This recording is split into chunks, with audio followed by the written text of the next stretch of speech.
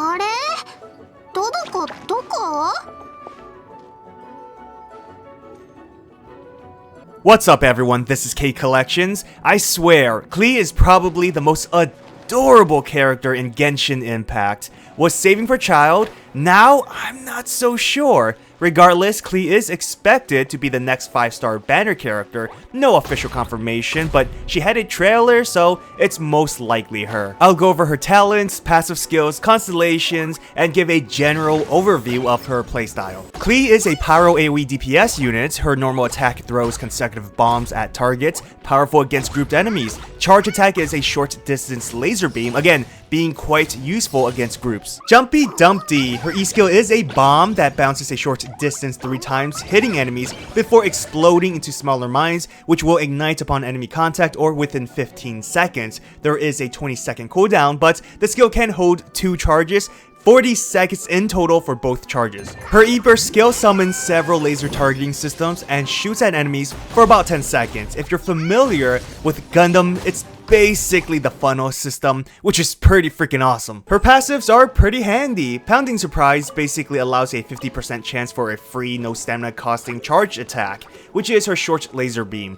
If there is no cost for the attack, then it will deal more damage. To initiate the passive effect, you have to use her normal or E skill, so spamming her charge won't work, and her E-burst won't work either. When you do get the spark, it will be consumed when you use her charge attack. This will happen naturally as her E skill is one of her best attacks you'll use often. Her second passive also relates to her charge attack, being able to increase everyone's E energy by 2. Her world exploration passive is exclusive to Mondstadt map only, but can be very helpful since it will assist you with finding resources. For her constellations, listen, I'm a fish in this game, so these are luxuries I won't have, but the main effects are additional attack at level 1 with damage being connected to how strong her E-burst is. Level 2 will have a bonus defense debuff when enemies are hit by the mines left by her E-skill, which will affect multiple enemies since it will be a large AoE. At level 4, Klee will cause an explosion when leaving the field while her burst is active, and at level 6, your team will regenerate energy when her burst is active while increasing pyro damage, which buffs herself as well. Perfect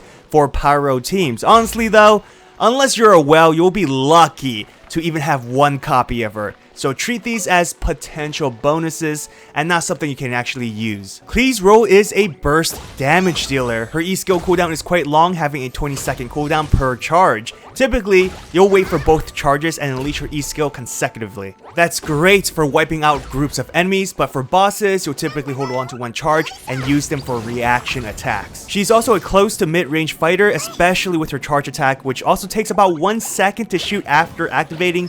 So very powerful, but not the fastest attack. Klee is meant for short battles. Have a support use their skill, switch out for Klee, and use her E-skill for AoE damage. Depending on the support, ideally you'll have reaction damage, then bombard enemies with several of her bombs, especially her charge attack.